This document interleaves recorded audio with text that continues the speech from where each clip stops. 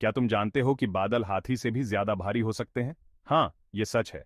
लेकिन अगर वो इतने भारी हैं, तो वो आसमान में कैसे टिके रहते हैं? बादल बिल्कुल रुई के विशाल गोले जैसे होते हैं, जो हमारे ऊपर ऊंचे तैरते रहते हैं। वो हर आकार और आकृति में आते हैं, पतले सिरस बादलों से लेकर बड़े फूले हुए क्यूमुलस बादलों तक। क्या तुमने कभी सोचा है कि ये रुई जैसे दोस्त आखिर बने किस चीज के होते हैं और कैसे हवा में तैरते रहते हैं? चलो पता करते हैं। बादलों को समझने के लिए हमें पानी के जादू के बारे में सीखना होगा। वाष्पीकरण। तुम जानते हो सूरज धरती को कैसे गर्म करता है?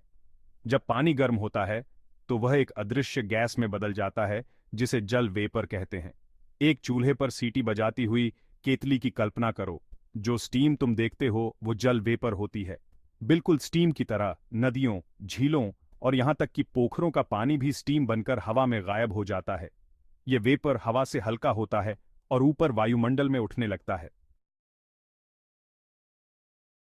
जैसे जैसे जल वाष्प ऊपर जाता है, यह गर्मी के कारण ऊपर उठता है और हवा में फैलता है।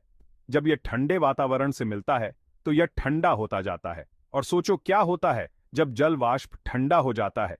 यह ठंडा होकर संघनित हो जाता है। यह वापस छोटी छोटी पानी की बूंदों या यहां तक कि बर्फ के छोटे छोटे क्रिस्टल में बदल जाता है। यह प्रक्रिया बहुत ही अद्भुत है। ये छोटी बूंदें और क्रिस्टल इतने छोटे होते हैं कि ये हवा में तैरते रहते हैं। ये एक जादुई दृश्य की तरह लगता है। वो एक साथ चिपक जाते हैं, जैसे एक ग्रुप हग, और बादल बनाते हैं जिन्हें हम आसमान में देखते हैं। ये बादल धीरे धीरे बड़े होते जाते हैं। ये बिल्कुल वैसा ही है जैसे जब तुम ठंड के दिन फूंक मारते हो। तुम्हारी गर्म सांस भाप के एक छोटे से बादल में बदल जाती है। ये प्रक्रिया हमें यह समझने में मदद करती है कि कैसे बादल बनते हैं और कैसे वे हमारे वातावरण का हिस्सा बनते हैं। भाग 4। बादल का घनत्व खेल हवा से भी हल्का। बादल जो आसमान में तैरते हुए दिखाई देते हैं, वास्तव में बहुत ही दिलचस्प होते हैं। लेकिन हाथी से भी भारी चीज कैसे तैर सकती है? यह सवाल सुनने में अजीब लगता है, लेकिन इसका जवाब विज्ञान में छिपा है। यह सब घनत्व के बारे में है। घनत्व वह माप है जो यह बताता है कि किसी वस्तु में कितनी मात्रा में पदार्थ भरा हुआ है। घनत्व यह है कि कोई चीज कितनी कसकर भरी हुई है।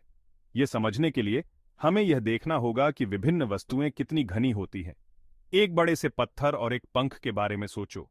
पत्थर ठोस और भारी होता है, जबकि पंख हल्का और हवादार होता है।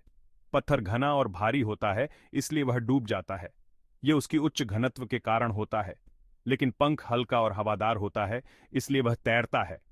पंख की कम घनत्व उसे हवा में तैरने में मदद करती है। बादल पंख की तरह होते हैं। छोटी छोटी पानी की बूंदें और बर्फ के क्रिस्टल एक बड़े से क्षेत्र में फैले हुए होते हैं, जिससे वो अपने आसपास की हवा से कम घने हो जाते हैं। ये कम घनत्व ही उन्हें आसमान में तैरने में मदद करता है। इसी तरह वो तैरते हैं। ये जानना अद्भुत है कि कैसे घनत्व का खेल बादलों को हवा से भी हल्का बना देता है। भाग 5। गुब्बारे, बुलबुले और उछाल। क्या तुमने कभी हीलियम का गुब्बारा पकड़ा है? ये एक अद्भुत अनुभव है ना? यह तैरता है क्योंकि हीलियम हवा से हल्का होता है।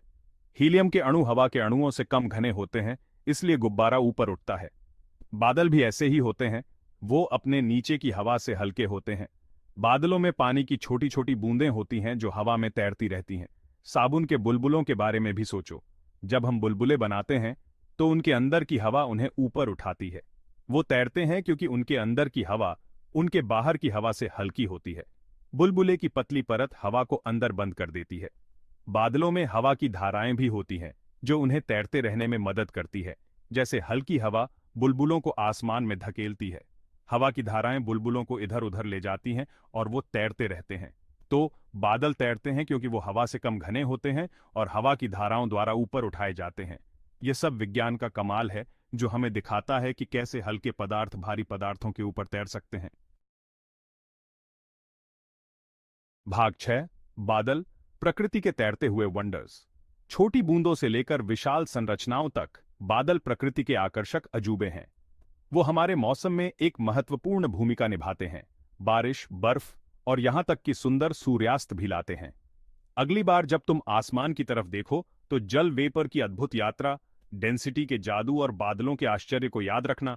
तुम क्या सोचते हो, बादल सफेद या धूसर क्यों होते हैं?